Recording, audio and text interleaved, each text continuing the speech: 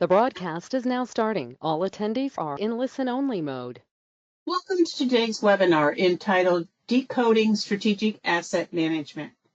My name is Billy Zadek, Manager Special Programs for APA. Just a couple of housekeeping items before we get started. The webinar recording will be posted to the APA webpage under the Continuous Learning tab later today. Professional continuing education certificates are being offered for today's program. Those who indicated they wanted a certificate at registration and meet the requirements will receive certificates later this afternoon. All attendees are in listen-only mode. Please type your questions in the chat box and they will be answered in the order they are received. If we run out of time and we still have questions, responses will be sent directly to the person asking the question by one of our presenters. At this time, it's my pleasure to turn this over to our speakers, Katie and Matthew, for today. Matthew, take it away. Thanks, Billy, and thank you to everyone for being with us today for this extremely exciting and important topic. Our topic of strategic asset management is all about building long-term proactive planning capability regarding particular equipment, building systems, elements of our physical plants, in a word, campus assets.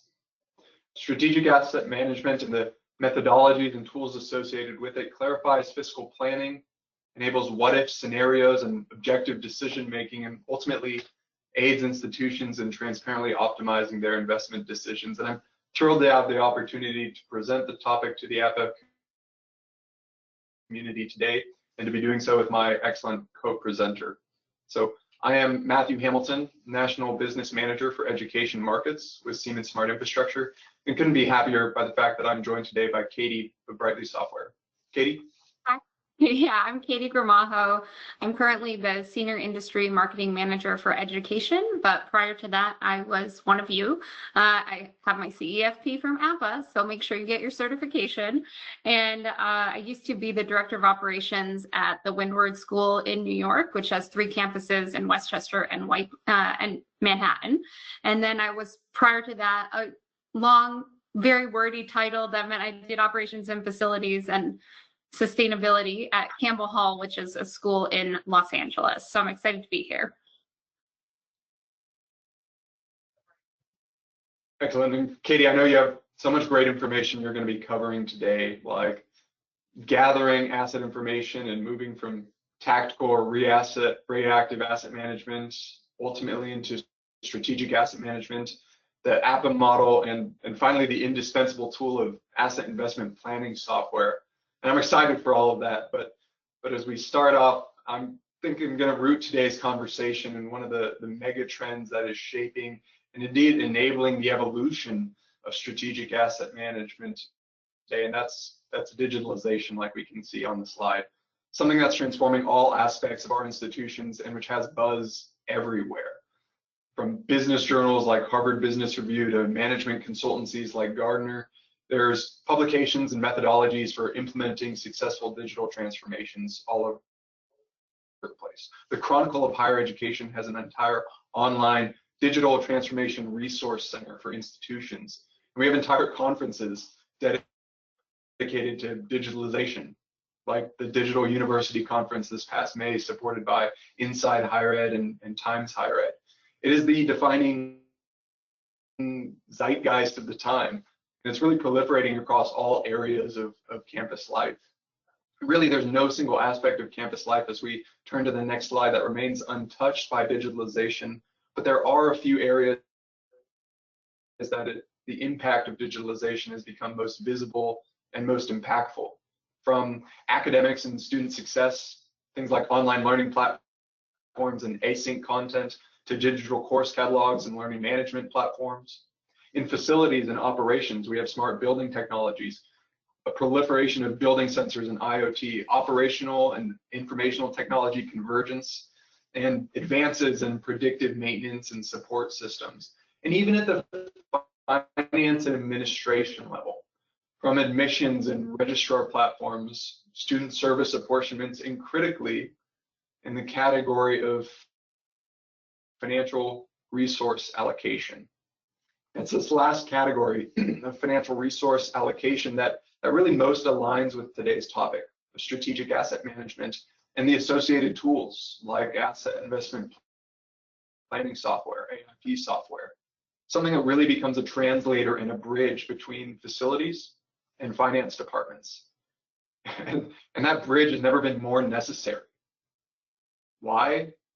Because as we look and turn to our next section and look at really the current state of education facilities, we see that time and time again, campus administration and finance leadership may think that they have a clear picture of the state of their education facilities and are planning appropriately.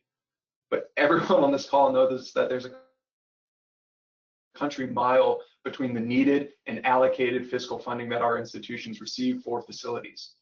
And many campuses are at a breaking point today. Annual capital reinvestment falls short by 36 cents on the dollar of needed funding. I shudder to even say aloud the $100 billion plus figure related to deferred capital renewal. A huge demographic of our highly experienced workforce is on the precipice of retirement right at a time when competition for students is peaking. And more students cite the campus environment and the quality of school facilities as a key influencing driver in enrollment decisions. Facilities teams have data on this and trends on that and platforms and logins and systems galore, yet a fundamental challenge remains, and it's a challenge of stewardship, of preserving the campus environment for future generations of students. For administrators, that can be a blind spot. For facility leaders, it can be panic-inducing, as I know you know so well, Katie. Fortunately, facility leaders have an opportunity to turn to the potential of strategic asset management, and there's never been a better opportunity to rewrite this script to build a better campus experience that will last for generations. And Katie, I know the story has to start with data. So now I'll go ahead and turn it over to you. You're correct. So what we know that schools face is financial pressure. You have a limited budget and usually aging infrastructure and buildings that need to be repaired. And to be honest, when you have to choose between educational priorities and facilities priorities, oftentimes those are harder to choose between. So where do we start right now? Most schools are using outdated systems, manual processes. Hopefully you're not still just writing handwritten notes in filing cabinets. You have a spreadsheet or thing, but it still means that your information is scattered across teams in different locations, sometimes in people's minds, which leads me to the next part, lack of historical data and records. In many of my past roles, I have taken over from someone that was there for a very long time and knew all the historical data in their head. And very much of it was not written down anywhere. And so that's something that happens in many schools. And we need to make sure we have that historical data, the permits, the plans, the building drawings. How do you make sure anyone who comes into a job can access it? And when your staff's retiring and you have staff coming in, how can they learn and catch up as fast as possible? As that happens, we also have a lack of communication between departments. Facilities, even though we in facilities and operations are colleagues with the staff and faculty, we're also customer service. And so that becomes a problem when we have many different people asking us for things all the time. And if you're doing an outdated system and you don't have it streamlined in a centralized location, your day-to-day maintenance requests, your work orders, even your events, and any other large-scale projects you have to do are all communicated in various ways, making things confusing and easy to make mistakes when things are coming from different places. So that adds to, you don't have real-time data, you don't have easy access to it, and it makes it that much harder to make a decision and justify what budget you need. So how do you do that? What kind of budgets do you need? Talk about that a little bit. As a school facilities leader, the obvious one is the operational budget, which I'm sure most of you know your budget inside and out for what you have on a day-to-day. The cost to run the school, the maintenance, the overhead, the utilities, anything that you need for your regular day-to-day budget. The harder one to actually predict is the capital budgeting. which is the term for evaluating and appraising the high cost long-term project expenditures. So for school facilities managers, that would be a new building construction, critical health and safety improvements, purchasing of new fixed assets like land or building or major equipment, and replacing those larger assets. So when your CFO, or if you're in a public school, your superintendent comes to you and they say, what's our capital budget projection for next year? How do you figure that out besides just guessing based on what do you know?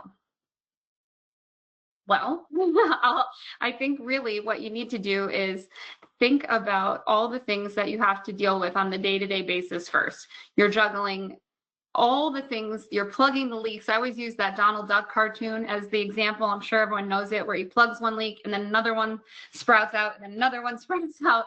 So while you're doing all of that, you have to look at the larger long-term plan of your buildings, and especially if they are aging, which makes it harder to balance your budget in terms of those long-term objectives. It's really crucial that you have a strategic plan. And in order to do that, you have to figure out what is the priority. And that's a tricky job when you can't just pick based on what you think, and you can't also just guess based on your maintenance repairs.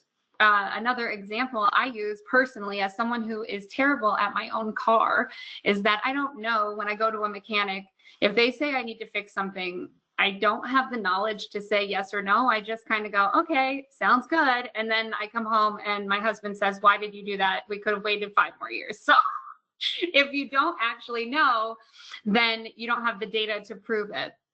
When it comes to capital planning, you really need to reconsider the whole life cycle of your asset, staying compliant with your regulations, managing your budget, and being ready also for unexpected surprises, because we all know that happens too. Making sure that you can plan for the expected and unexpected. In order to do that, we need data. We need actual data about our buildings and our assets in those buildings to make sure we're making decisions. Using those facts will actually help you remove the emotion from when you make a priority. When you're in front of a board of ed, when you're in front of a board of trustees, and you have to justify a spending request, you can actually use data to prove that request versus my kid goes to that school, so that's the school that needs a new gym. We have to actually have facts to take that emotion out of it. When you're doing that, the data is the condition data. It'll give you your insights for short-term and long-term planning, and you'll know exactly the state of your assets to plan your budget effectively. That's where we come into strategic asset management, the title of this presentation and what we've talked about, which means strategically planning ahead for both maintenance and operations. Asset lifecycle modeling is really a key role in that, and we'll get into that in a little bit. What is it? How does it work? But it will help you figure out when you need to change things. And on top of that, in a dream world, our reactive work is really a minor part of your work. It should be 10 to 15% of your actual workload, which we all know is not real. It's probably 90%. But ideally, you're shifting from reactive maintenance to a proactive approach to be as efficient as possible, and that's using data. So we need it. How do we get it? Where do we start? That's the tricky part. If you don't have any data at all, you would start with a facilities condition assessment. I'll talk a little bit about what those are in a second, but that'll give you a place to start with all of your data. So let's look at what this journey looks like. You're going to start, this gives you a nice little pyramid and where to start. You're going to start with step 1. What is your asset information? What you really need to do is think about what your assets are, and your reactive mode, you're working in reactive mode, but you need to have a centralized asset registrar. You have to have asset valuations, condition assessments, audits, all those things done. If you're in a school, you probably have a facilities condition assessment. If you don't have one, some schools don't require them, but most do require them every 5 years or so. You should actually have one created by an engineering firm, because they'll give you a detailed report of all of your infrastructure, your HVAC, your plumbing, your electrical systems, and it will give you the idea of where your critical systems updates are needed. The problem with these, which I guess I'm jumping ahead a little bit, but the problem with these is it's one report. You get it and that's it. So while you're getting a lot of specific detail, your mechanical systems, electrical, plumbing, fire, infrastructure, they are static. So if you are required to do one, unfortunately, you're required to do one by a certain number of years. If you're not required to do one and you don't have anything, it would be a good place to start. The pros of this is that it's a very detailed report of all of your data if you don't have it. If you have a great staff that really knows everything inside and out, you could potentially do your own if they're not required. But if you have nothing, I would suggest getting one by an engineering firm. The problem with them is once you have it, they usually give you a giant binder or a spreadsheet or a PDF or something, and that's it. And then when you're done, you have to keep updating it. So if they tell you you need to repair something, as soon as you repair that, if you're not putting that data somewhere, then it's obsolete. No one knows that you did it. So they look at the binder when they're hired and it says these things need to be repaired, but you already did half of them. So I know some people will do that in, a spreadsheet, or they'll even handwrite on the binder, did this, check. But again, not the most ideal way to do it, especially continuously. So I will get to how we do it. Hint, hint, it might involve something like Brightly, but we're going to go to our next step, which is tactical asset management. What do we do when we have our data? So this is about optimizing your daily operations. The first thing we want to do with our data is try to respond to work orders quickly, try to improve our customer service, try to reduce resolution time and downtime for the little things in our day-to-day, and then use that data also to schedule preventive maintenance effectively, on time, and efficiently, so that will help with your expectancy of all of your assets. So you really want to minimize downtime, have efficient day-to-day management, and work on that operational management of your facilities. Brightly came up with this model. It's called the APA model, which Matthew mentioned earlier, which helps you think about strategically maintaining your facilities. So where do we start? You have A, which is assess. And so first you're going to assess your buildings. That's what we just did in step 1. You assess your facilities. The next thing you're going to do based upon that is prioritize, identify, address your urgent tasks. What's a safety hazard? What needs to get done right away? And then go from there, figuring out what your priority is. That leads you to plan, which is creating your strategy to handle those critical items on your list, figure out what needs to be fixed, when it needs to be fixed, who needs to be involved in that discussion, and then obviously execute that plan. So you would implement the updates that are the most pressing needs. Then you'll make sure everyone knows what needs to be done. They have the tools they need to do it. And then finally, the hardest part is that maintain. Keep your FCA up to date. Keep your data up to date by constantly making sure everything is recorded. And if you're doing that in a manual way, it's good, but there are better ways to do it. So I'm hoping most of you have heard of a CMMS. You'll see it on this circle here, which leads into AIP. We'll get to that. But CMMS is something that most schools should have. And if you don't, I would highly suggest you start here once you have your data, which is a computerized maintenance management system. Because I'm going to assume most of you know what this is, probably have one, I'm going to go through this quickly just as an overview for those who might not, so you see how it leads to our next step. A CMMS will just simplify your scheduling and tracking of your day-to-day maintenance work orders. So it'll be faster, easier, more cost-effective. You might hear it called a maintenance management software or a work order system. It's all essentially the same thing with different varying levels of data and what it does. So it'll schedule your routine maintenance. It'll manage your work orders. So that's those requests, that customer service piece that we talked about. And it'll track your assets for maintenance purposes. So it will track what needs to be done for routine maintenance. Having a CMMS will definitely help reduce your maintenance costs because you'll be planning ahead and getting that PM in order and tracking it. And hopefully it will decrease your equipment downtime because you'll be maintaining things better. So go back to my car metaphor, you'll be changing the oil when you're supposed to instead of forgetting about it and then your car dies. So you'll have that. And then hopefully you'll also have improved work order completion times by having this all streamlined. So the CMMS helps you with your day-to-day. It helps you with your plan, your prioritize regular maintenance, keeping your deferred maintenance on track, getting rid of those things. But what do you do when it's construction, when it's a major renovation, when it's a huge HVAC system repair that needs to get done? That leads us to our third step, which is the top of the pyramid, which is strategic asset management.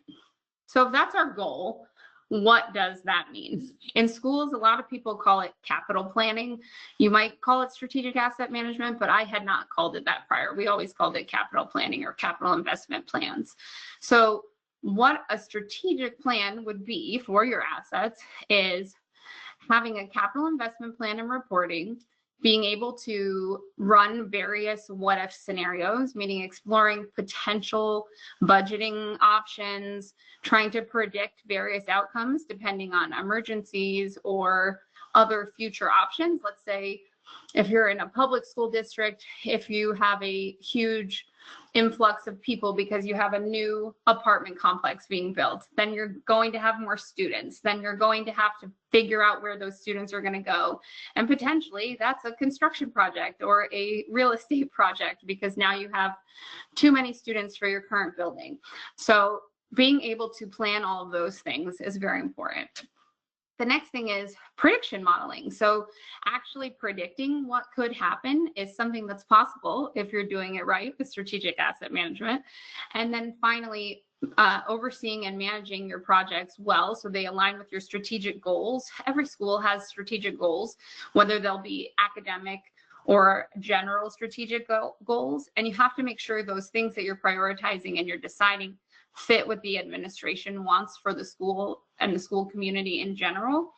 And then finally, one that's near and dear to my heart is the sustainability net zero plan goals and dashboards. It's really important when your community asks for sustainability goals to be able to track your progress. I did a whole presentation about this, which is your community in schools are often going to ask you for, hopefully now in our current times, sustainability goals for your campus and for new construction and making sure that you're being as responsible as possible. And you need to be able to show that you're doing it to your community as you do it. So that's something that would be involved in strategic asset planning. So the best way to do that is to have asset investment planning. There is software to help you do that. And I do believe that a lot of facilities leaders know what this is, but may not have heard this term of AIP, which is what we call it at Brightly, and I believe is pretty much industry standard. But basically what it means is creating a solid capital plan, and it'll help you with your facilities investments and your facilities funding. It might seem like this is just for the CFOs, the finance leaders, but it's actually really crucial to facilities management as well. And I believe Matthew said it at the beginning, it's a way to translate the facilities to the finance. So you know what you need to get done, you know what has to get replaced, but how do you prove that? How do you have the data to show exactly what you need? Why is AIP so important? Well, if you're a school, you can use it to actually assess your facilities and prioritize your investments based on data, not just based on a vendor's recommendation, not just based on someone's hunch that this is old and it's been breaking a lot and we're going to need to replace it. And it'll also help you have very clear, transparent budgeting in your decision making. So when someone asks you, why did you choose to fix this now, you'll actually have data to back it up instead of, I figured it was old and we needed to do it. So some features of an AIP usually include scenario modeling, risk assessment, life cycle cost analysis, integration with GIS systems for your spatial asset management. And it can also have systematic planning that will prevent reactive measures. So overall, it'll enhance your facilities management. It's something you add to your CMMS. So you have a CMMS and then you add this piece, which will take the data from just a day-to-day operational maintenance efficiency to a future-facing financial efficiency. So let's talk about, how does AIP work? It seems easy enough when you put it in 4 steps. First, you'll have your centralized asset information.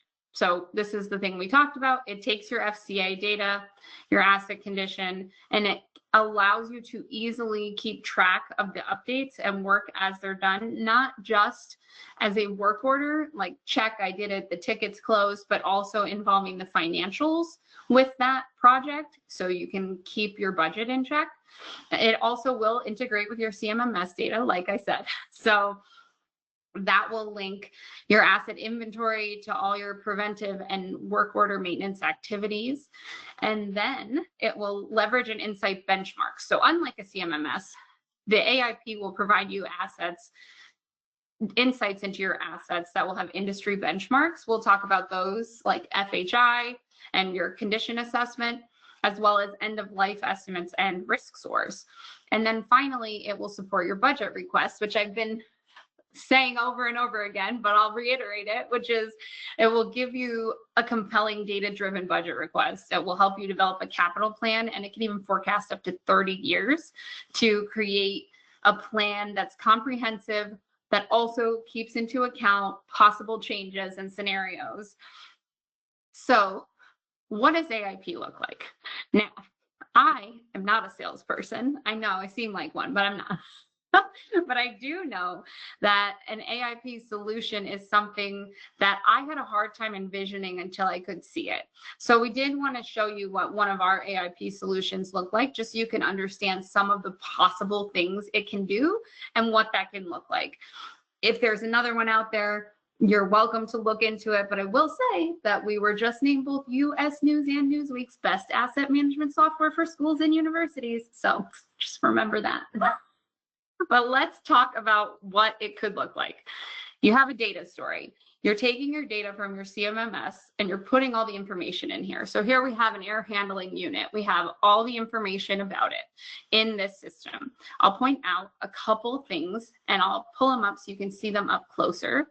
One is lifetime data. So you have your installation date, you have your FHI useful life, you have end of life useful life, which is adjusted, and that's adjusted based on your PMs performed and tracked in your CMMS. So as you're putting something in a CMMS, and it can be any CMMS, and you're tracking your PMs, it will adjust your useful life so that you know, I haven't been doing what I need to do, as is in the case here. So, or actually this one's the opposite. So I haven't been doing it, or I have, so I have a longer useful life. It'll also tell you your investment needs and what you will be potentially using or cost on this, which we'll get to next. There's also maintenance. The maintenance section will show you the PM hours required for the asset. And then finally, the costs. How much did it cost? What are the estimated projection costs if you were to buy a new one? The total replacement costs, and it even includes contingencies and regional factors to make it more accurate if possible. Some other things you might see in an AIP is risk analysis. So you have a risk analysis per asset. So this is still regarding that air handling unit that we were just looking at before. It involves evaluating the assets based on factors like area served, maintenance requirements, redundancy, overall risk, and essentially it will help identify which assets have the greatest impact on student safety. Let me zoom that in. I forgot to zoom it in. So you'll see which has disruption of comfort, which is redundancy, what's the classification score based on all of these items. The next thing you'll be able to see is the facility's health index. And you can see it's broken down into various forms of an FHI. Those are taking data from various sources to view your asset health. So the first one would be your maintenance, which is this one here, and tracks your preventative maintenance completed in your CMMS. The next one is repairs, which is the total of all the repairs needed over time. You're caught up, got them done. And the engineering one is the score from your original facility condition assessment, because we're assuming none of these were probably new when you did your FCA. So the FHI on the left will give you a total score combining all of those, and then give you an industry benchmark of assessing your conditions, which will help you prioritize your maintenance, help you prioritize your repairs, and ensure that all the issues that are critical are addressed. here's another option. So this is budgeting for the current year. That's what this page is showing. So on the left, there we go, you'll see that you can see your total current rolling FHI. You have your asset maintenance, which is your your maintenance is your operational budget for maintenance, and then the asset replacements is your capital budget for long-term replacements. And then you have your total budget. Then you can also run budgeting scenarios. So here's where you can play around with the numbers and test what is affected when you change your budget amount and what you could possibly change to fit what you need to do every year. You also have over here, if I zoom in, you have your maintenance list and replacement list, and this is prioritized based on your FHI and risk assessment score.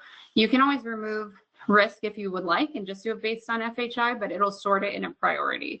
And then at the top of the screen, you can see there's, maintenance priority based on risk and normalized, or based on end of life determination, which are things you can take into account or not if you want to. And then another page we have is projecting your future budgets. So when you're trying to do long-term budgeting scenarios, what can you do? Well, you can create projections for future years based on your annual spend and prioritizing asset lists to plan for necessary replacements. You can test different budgeting scenarios by focusing on your assets or your projects and understanding the impact of your budget allocation. So what does it change in different areas? You can also use the forecast to communicate long-term budget needs and the impact of your decision to your board of trustees, your board of ed, whoever you are being held accountable by. And then the goal is to secure your funding, to justify your needs, to demonstrate how planned investments will affect your asset health and your facilities management over time. And then you'll probably have some sort of dashboard. This is our dashboard at a glance view, where you can see all your buildings over your portfolio and all the different locations. You can also compare with your peers and see how your facilities stack up against similar schools and facilities in your area based on our current data. You can also get a high-level overview of your facilities condition index, which is a standard in the industry with real-time updates, so you'll always know where you stand. And then beyond your capital planning, it'll really help you with your maintenance strategy. You can plan your spending decisions, you can test the scenarios, and then you can also leave room for the unexpected. And the most important, as I've said many times, is justifying your budget, addressing your deferred maintenance, and planning. So let's take a look at two examples of some of clients that we've had use solutions to maximize data, improve efficiency, and increase funding for their school facilities with some specific case studies. So the first one I have is the University of Adelaide. If you look on our website, we have a whole detailed report on this, but I'm just going to give you the high-level overview. Basically, the University of Adelaide is one of Australia's large universities. They have 300 buildings. They have a student population of 22,000, so it's a huge campus. And by starting an asset investment plan software, they were able to create a 25-year plan, which would help them with their long-term infrastructure planning. And they were able to predict their building deterioration to create that plan. So we enabled the university to assess the tipping points for their acceptable risk levels, figure out their short-term funding reduction areas, so where are the low-hanging fruit that they can hit. And then we help categorize their buildings into 4 priority levels for maintenance and capital works, which would align with their strategic plan. And finally, they were able to use visualizations to actually show what they wanted to do to their stakeholders, which again, I find is the hardest part as a facilities leader, how to show what you know you need as clearly as possible to your stakeholders. So some of the results they have is they've used this data to involve their stakeholders to help with evidence-based planning and create this 25-year plan, which is huge. Another one that we like to talk about a lot is Waco Independent Schools. Now this is K through 12, but it's a really good example of someone using this to help gain bonds and insurance money. So you have some really good options for them. They were a school district that was growing quickly. I think I said, oh yeah, 21% since 2000. They have 15,000 students. They have 32 buildings. Now they have more. And so they started with just CMMS. They started with implementing a CMS, and using that, they were able to justify a $355 million bond to help replace some of their buildings, some of their aging schools. In doing that, then they realized they could use AIP, and what helped was they had all of this data. So then they had a middle school that had a fire. And by having all of our data in their CMMS system, they were able to increase their insurance claim to significantly higher than their initial offer. So they actually increased it by $8 million to $22 million because they were able to show with data everything they lost, everything it cost, the condition it was in, instead of just guessing it. If anyone follows me on LinkedIn, I showed a video of a flooding elevator a couple weeks ago. And that was something that did happen in one of my schools. We had a huge flood, a hurricane that don't usually happen in the New York area, but seem to be happening more and more now.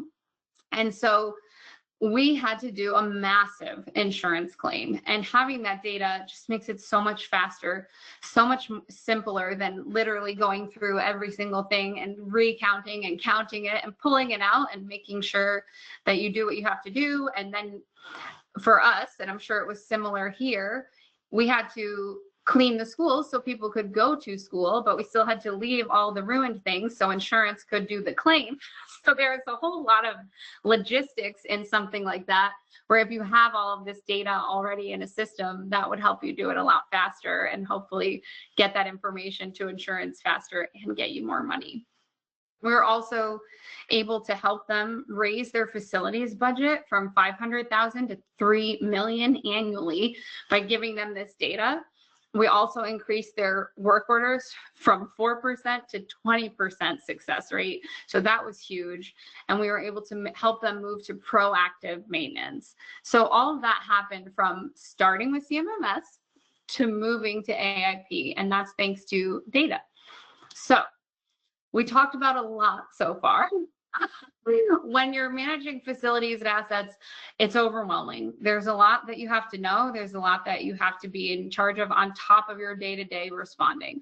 So what I like to request of everyone is not to panic, that you can start with a basic asset management policy. What's your foundation? What's your strategy? Get your data to get started. The next thing you'll want to do, once you have that data, energy data, condition data, is you'll want to improve efficiency. And that's where you come into that CMMS. You have compliance, you have maintenance, you have responding to work orders, and just day-to-day enhanced efficiency. That'll also help you with if you have mobile capabilities, if you're using technology. As Matthew said, as we have a digital campus migration, then we can be more productive on the go with utilizing technology. You can also, another thing that comes to mind is having sensors alert you to things, another thing that we like to talk about here. And then what you have is you'll switch from your reactive maintenance to your proactive maintenance. You're gonna have your PMs all set. You're gonna have everything ready to go. This whole journey can take a couple years. It might not be something you do in 1 year. If it is, awesome, that would be very impressive. But if it's not, that's okay. So then the next thing you're gonna go to is strategically planning and budgeting. So that's, like we talked about, where you'll start adding that financial piece in. You'll start adding your budgeting, your capital projects, and your replacement needs, and you'll plan ahead for that. So you start with your data. This goes back to my pyramid. Then you go to your efficiency of your CMMS, and then you go to your AIP, which is planning ahead for your assets and adding that financial piece. So start with something that you can grow with and take it one thing at a time. Did I miss anything, Matthew? I feel like that was a lot, but I'm gonna send it back to you. It's fantastic, Katie, and it certainly is a journey for all institutions who are trying to undertake, strategic asset management, and it coincides and intertwines with another journey that I'm always so excited to talk about, and that's a transformation that institutions are undertaking to become a smart campus, turning to the ways that digitalization of their campus infrastructure from planning through operations is enabling institutions to find balance between their institutional and learning excellence priorities and the budget limitations and the reality that they're faced with in terms of operations and maintenance. Ultimately, being able to improve campus experience, optimize costs and drive efficiencies, ensure sustainability and foster innovation. And it takes a digitally connected campus that leverages the power of digitalization to connect to and be prepared for the next generation. In a word, to steward our physical assets.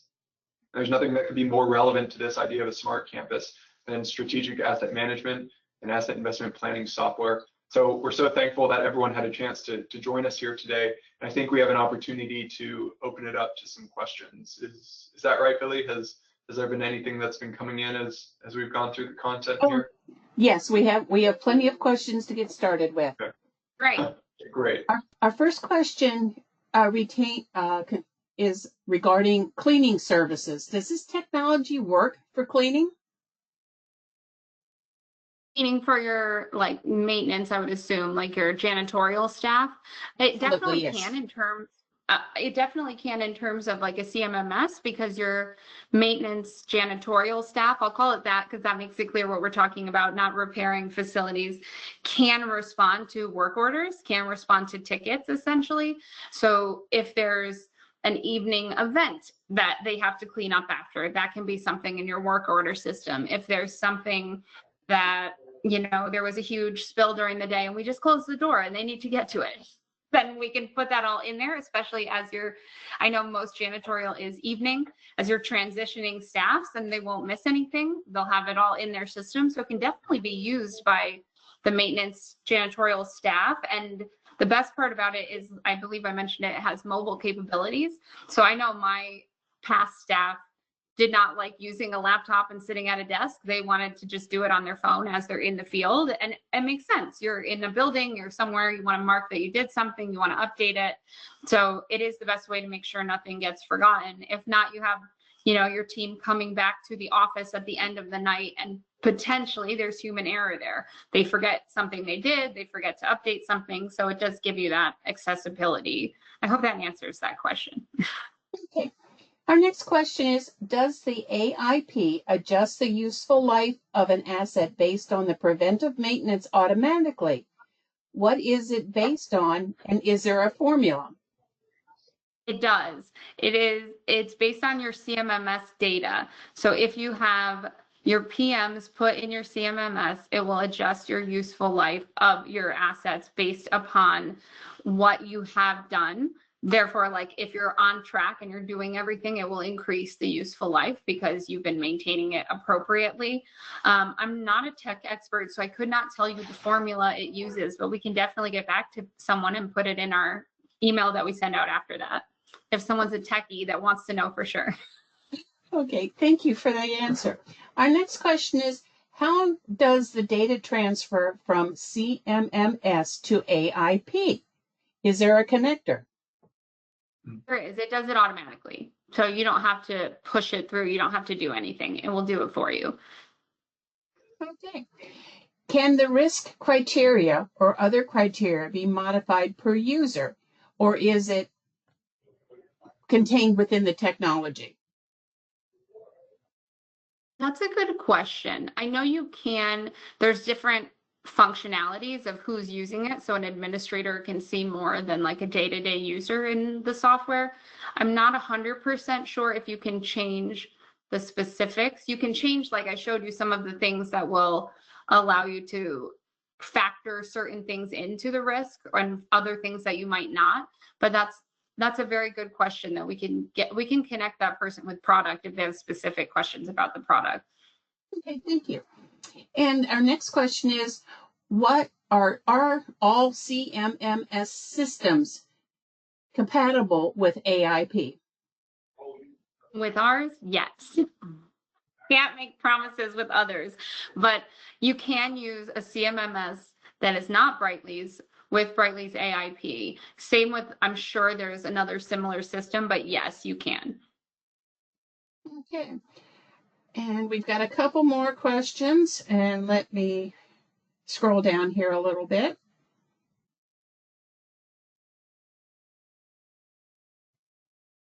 Our next question is, how can facility managers communicate the importance of strategic asset management to school administrators who may be focused on more immediate concerns?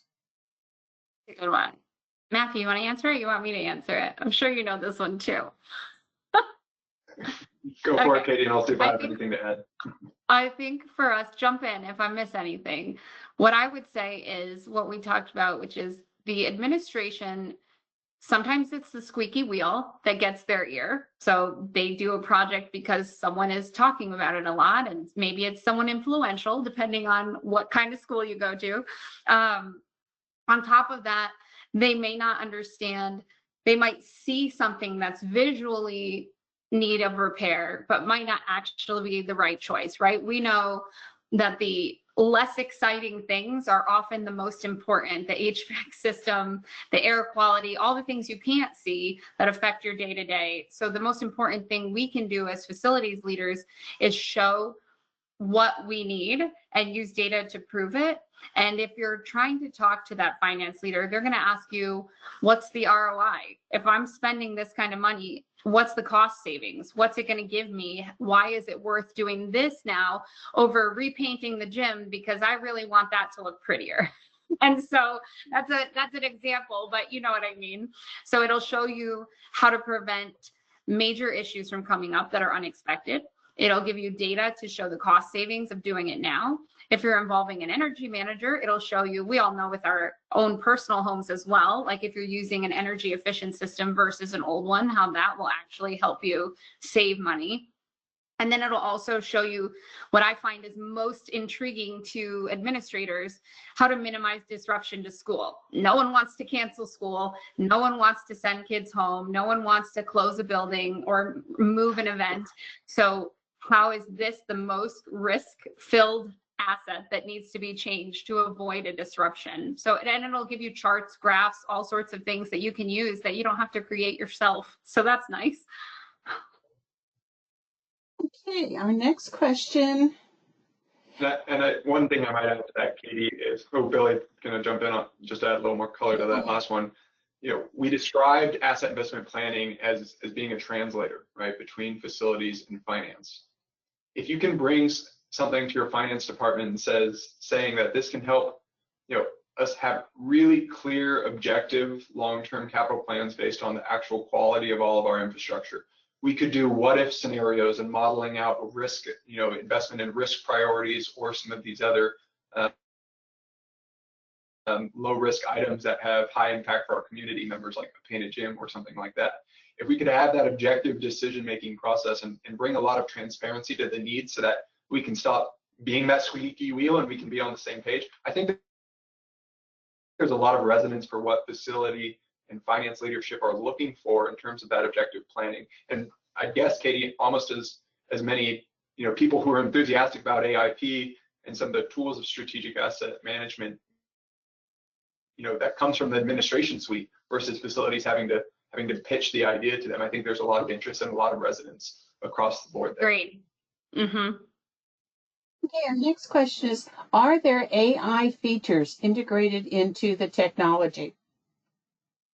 Right now, no, we do not have AI in the AIP. It's all of the algorithms for comparative analysis are based on our actual data or based on industry standard data, like we talked about the FHI score, the Facilities Condition Index, which I learned from APA. So thanks, APA. Okay.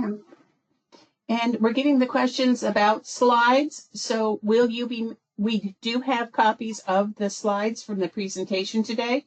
So when you get your follow-up email tomorrow, just respond to me and I will send you a copy of the slides to all of our EDU partners. Okay, our next question is, how does strategic asset management tie into broader institutional goals like sustainability? My favorite topic. I love this because it was something I was tasked with in my school in LA, because LA is ahead of the curve when it comes to sustainability and making those initiatives. And I think it's one of those places where we had a lot of board and student requests. And I'm sure in universities now you have the same of, we need to go green, we need to be more sustainable. And how do we do that? And facilities are often asked to do that. And it's very general. Be more sustainable. What does it mean? So if you actually have a strategic asset management plan, it will help you support not only the spend by helping you budget for something you might need to replace. Like we said, something that's old needs to be swapped out for something more energy efficient, but it will also give you the data of the long-term benefits. So what are the extended asset lifespans of something new, what resources are being used. So if you have energy manager or something like that, which we have as well, it'll show you the energy being used by a certain asset, by a certain building. How can we eliminate that? How can we lower it? How can we do better on that? And then it'll even give you that information to show your stakeholders as well. And it will help you utilize that capital plan. I like to use this as a justification to ensure sustainability and sustainability policies are included in your capital plan. You don't want to just build a new building without thinking about it. You know, there's all different ways you can do that. You know, we all have heard of LEED certification and that sort of thing, but ensuring there's policy in your capital plan to use sustainability initiatives on anything new. And that will help you save money in the long term. And you can actually show that projected data versus just, again, saying this will save you money. Because my question then is how and how much. So that's what we want to know. Okay. Our next question is, does this technology support QR asset tagging? What was that you said? QR what? QR asset tagging. Oh, yes, I understand what you mean. A QR code on an asset. Yes, I understand that. Yes, we do. It's not officially we have an inventory in the CMMS section that does that, but it's not officially like, I know what you're talking about. There are softwares that it's just a QR code that tags an asset and then you have a list of what those assets are, but we do have that. And we also have in the in the asset essentials, which is our CMMS, you can put QR codes for tickets. So you can put a QR code in the bathroom that says, do you see something wrong here? Let us know. So stuff like that. You can do whatever you need. Okay, thank you. We probably have time for one more question here.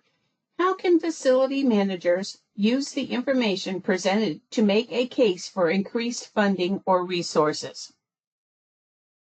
Yeah, I think we've talked about this a little bit already, well, a lot already, but just to rehash it, it'll give you the data to show what you need to spend it on. It'll give you the cost benefit analysis of what that looks like. It'll show you the risk that you're mitigating.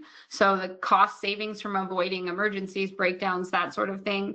It can also help you have a very clear plan for if you are requesting extra funding, what is it going to? You're not just making a blanket request of we need more money. The case from Waco is a great example that I brought up. You are asking for a specific amount of money because you have 21% increase in student population. You need to redo these buildings that are falling apart. Here's where the extra funding is going. It'll help you secure bonds if you're public. It'll help you get donations if you're private. It'll help you figure out what you need to spend.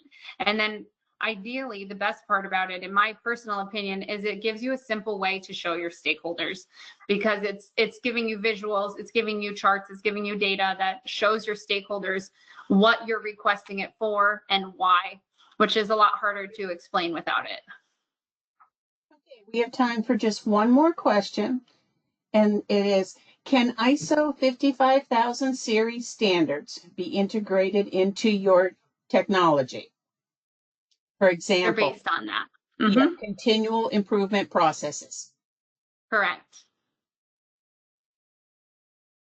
Okay, let me see if I can find another quick question here. It looks like the rest of our questions need to be answered directly by one of our presenters or an expert. So based on that, I'm going to give people a couple minutes back in their day. So Matthew and Katie, thank you so much for being here today and doing this great informative presentation. And as always, to our attendees, thank you so much for taking time out of your extremely busy schedules to be with us today. So until next time, be safe, stay healthy, and let's be kind to one another. Thank you so much. Bye-bye now. Thank you. Thank you all.